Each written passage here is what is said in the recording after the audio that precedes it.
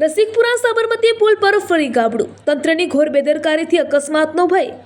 ખેડાના સીમાવર્તી રસિકપુરા પાસે સાબરમતી નદીના પુલના છેડે ભારે વરસાદ બાદ ફરીથી મોટું ગાબડું પડતા વાહન ચાલકો અને સ્થાનિકોમાં હોનારતનો ભય વ્યાપ્યો છે।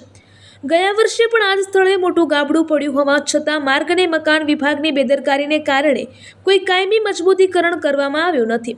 સ્થાનિક જિગ્નેશ પટેલ અને માજી સરપંચ મુકેશભાઈના આક્ષેપ મુજબ તંત્ર દર વર્ષે માત્ર માટી કપચી નાખી કાગળ પર કામગીરી બતાવી સંતોષ માણે છે। ગ્રામજનોએ સવાલ ઉઠાવ્યા છે કે જો કોઈ મોટી દુર્ઘટના સર્જાશે તો જવાબદાર કોણ? સ્થાનિકોએ પુલનું તાત્કાલિક ટેકનિકલ નિરીક્ષણ કરી કાયમી સમારકામ કરવાની ઉગ્ર માંગ કરી છે। રિપોર્ટર શીતલ ભટ્ટ, ખેડા। આપની ઓળખ? એ મારું નામ મુકેશભાઈ, માજી સરપંચ રસિકપુરા।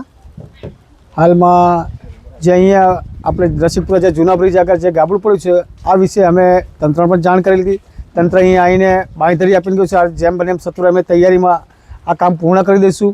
અને આ જે ગાબડું છે ગઈ સાલ પણ હતું તેને પણ આના દર વરસાદના હિસાબે અને ગઈ સાલ જે પૂર આવ્યો એના હિસાબે આ ધોવાણ વધારે થઈ ગયું છે, જેથી કરીને તંત્રએ તેમજ મામલતદાર સાહેબશ્રી પણ આ મુલાકાત લઈને ગયા છે અને બાંયધરી આપી છે કે જેમ બને એમ ચોક્કસપણે આની કોઈ પણ અકસ્માત પહેલાં અમે એને બંધ કરી દઈશું। ઓળખ?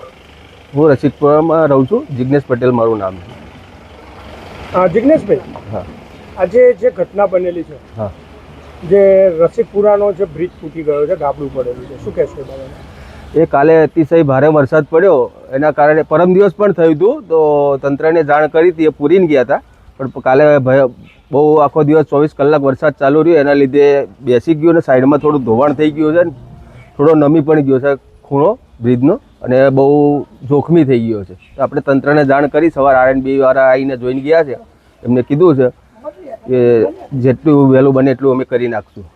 બીજા કયા અધિકારીઓએ મુલાકાત લીધી હતી? બીજા તો મામલતદાર સાહેબને આવીને ગયા। ક્યાંય મામલતદારે ટકોર કરી હોય એવું લાગે? હા, કીધું એમને તંત્રને જાણ કરી કે જેમ બને એમ ઝડપી કરવાની।